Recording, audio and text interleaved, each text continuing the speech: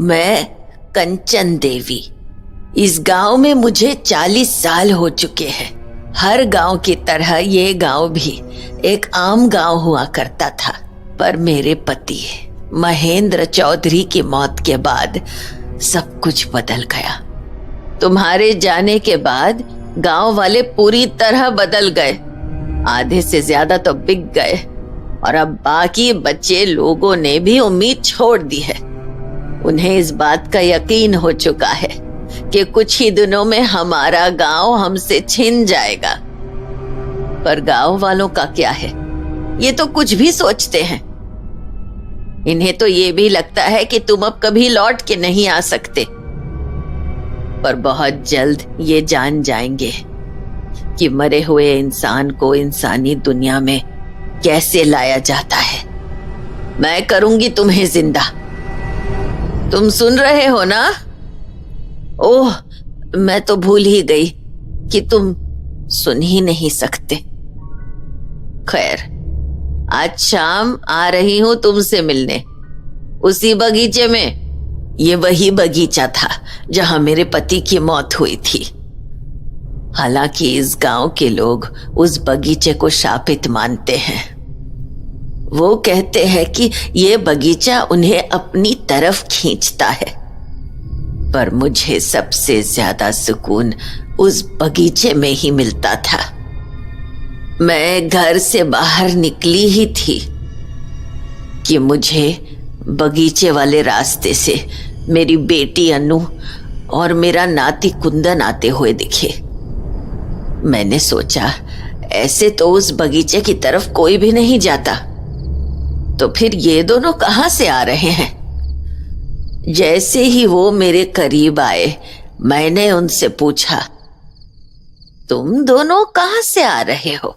वो नानी, बगीचे के पीछे से। बगीचा? तू कब से बगीचे के पास जाने लगा? नानी पास नहीं, पीछे। वो वहां मैदान है ना, तो मैं वहीं खेल रहा था। और ये तेरी मासी, ये तेरे साथ क्या कर रही है? मैं भी बगीचे के पीछे ही गई थी कुंदन के साथ। वो आज काम से जल्दी आ गई थी तो बाहर घूमने चली गई। ठीक है, जाओ फिर घर जाओ, वैसे भी रात होने वाली है। तुम कहाँ जा रही हो? घूम कर आती हूँ। घूमने? पर कहाँ? पूरा गांव है घूमने के लिए, कहीं भी घूम लूंगी। तू घर जा। चल कुंदन। उसके बाद अनु और कुंदन घर चले गए। पर मैं ये सोच रही थी कि कहीं उन्हें उस राज के बारे में तो पता नहीं चल गया जो बस मेरे और मेरे पति के बीच में था। कुछ ही देर बाद मैं बगीचे के अंदर वाली झोपड़ी में पहुंच गई और अंदर पहुंचते ही मुझे उनकी आवाज आई। आ गई तू? हाँ। तू जो कुछ भी कर रही है, तुझे लगता है ये ठीक है? किसके लिए? गांव वालों के लिए। और किसके लिए? क्या उनके साथ ही सब करना ठीक है? हाँ, उनका फायदा ही है इसमें। कैसा फायदा कंचन? मेरे यहाँ होने का कर्ज गांव वाले चुका रहे हैं। तुम रहोगे तो गांव रहेगा, वरना कुछ भी नहीं बचेगा। पर इसका मतलब ये तो नहीं कि तुम गांव वालों के खून से खेलती रहो। भूलो मत कि तुम अब इंसान नहीं हो, एक आत्मा हो। और तुम्हें इस इंसानी दुनिया से जोड़े रखने के लिए मुझे हर अमावस को इंसानी खून की जरूरत पड़ती है। मैं वही कर रही हूँ जो जरूरी है। अच्छा, तो ऐसी क्या जरूरत आन पड़ी थी कि तुमने मास्टर जी तक को इन सब पे फंसा लिया? मास्टर जी मेरे दोस्त थे, मेरे करीबी थे, पर तुमने उनका भी वही हश्र किया जो बाकी गांव वालों का। भूलो मत कि तुम्हारी आत्मा को आवाज मास्टर जी के कारण ही मिली है। पर वो मेरे दोस्त थे। वो सिर्फ तुम्हारे दोस्त नहीं थे, वो हमारे पूरे परिवार के भी बहुत करीबी थे। हाँ, और इसलिए तुमने अब परिवार वालों को भी इसमें घसीटना शुरू कर दिया है। मतलब ये अनु और कुंदन यहाँ आए थे क्या? हाँ, आए थे और तुम्हारी इन लिखी हुई चिट्ठियों को पढ़ रहे थे। ये क्या? अनु और कुंदन यहाँ क्या करने आए थे? और जब मैंने उन्हें पूछा तो उन्होंने मुझसे ये क्यों कहा कि वो बगीचे के पीछे गए थे? पता करना पड़ेगा। अब क्या करोगे? उसकी चिंता तुम मत करो, मैं उन्हें देख लूंगी। तुम आने वाले अमावस के लिए तैयार रहना। चलती हूँ। घर लौटते हुए मुझे इस बात का अंदाजा हो चुका था कि आज नहीं तो कल मेरे घर वाले मुझसे सवाल तो जरूर करेंगे, पर मैं अच्छी तरह जानती थी कि मुझे उन्हें क्या जवाब देना है। मैं जैसे ही घर पहुंची तो देखा सामने मेरी बेटी अनु खड़ी थी। अनु, आप कहाँ से आ रही हो? मैं घूमने गई थी। कहाँ? बगीचे में? हाँ, बगीचे में कहाँ गई थी? बगीचे में मैं उस झोपड़ी में गई थी। अच्छा, तो आप झोपड़ी में जाती हैं, क्या करती हैं आप वहां जाके? वहां जाकर मुझे अच्छा लगता है।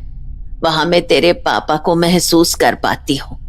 मुझे लगता है कि मैं उनसे बात कर सकती हूँ। अच्छा, और कैसे बात करती हैं आप उनसे? चिट्ठियां लिखकर बात करती हूँ। और चिट्ठियों में लिखी बातें वो पढ़ लेते हैं? हाँ बिल्कुल, ऐसे बहुत से लोग हैं जो मरने के बाद भी लोगों के लिए चिट्ठियां लिखते हैं। तो आप वो चिट्ठियां घर पर क्यों नहीं लिख लेती? क्योंकि मुझे नहीं लगता कि उनका साया यहाँ पर है। मुझे लगता है उनका साया बगीचे में है। और साया आपकी चिट्ठियां पढ़ लेता होगा? हाँ, क्यों? तुम्हें नहीं लगता? नहीं। तो फिर तुम्हें क्यों आवाज आई थी पापा की? तुम्हें भी तो आई थी ना सपनों में उनकी आवाज। माँ, मुझे आपकी बात समझ ही नहीं आती है। पता नहीं आप क्या कहती रहती हो। उसके बाद अनु ने मुझसे कुछ नहीं कहा और अपने कमरे में चली गई। पर मुझे इस बात का अंदाजा लग गया था कि अनु के सवाल पूरी तरह से खत्म नहीं हुए थे और आगे चलकर वो मुझसे ऐसे और भी सवाल कर सकती थी। इसीलिए मुझे अब ज्यादा सावधानी बरतने की जरूरत थी, क्योंकि मैं नहीं चाहती थी कि मेरे परिवार वाले मेरी उस लड़ाई का हिस्सा बने। एक ऐसी लड़ाई जिसकी शुरुआत उस दिन हुई थी जब देर रात किसी ने हमारा दरवाजा खटखटाया था। और जब मेरे पति ने दरवाजा खोला तो सामने जॉन मैथ्यू खड़ा था।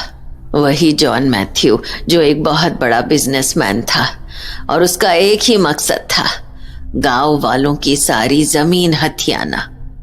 क्या बे बुड्ढे, गया नहीं तू अभी तक यहां से? क्या चाहिए तुम्हें? क्यों आए हो यहाँ? तेरी जमीन छीनने। दे क्यों नहीं देता?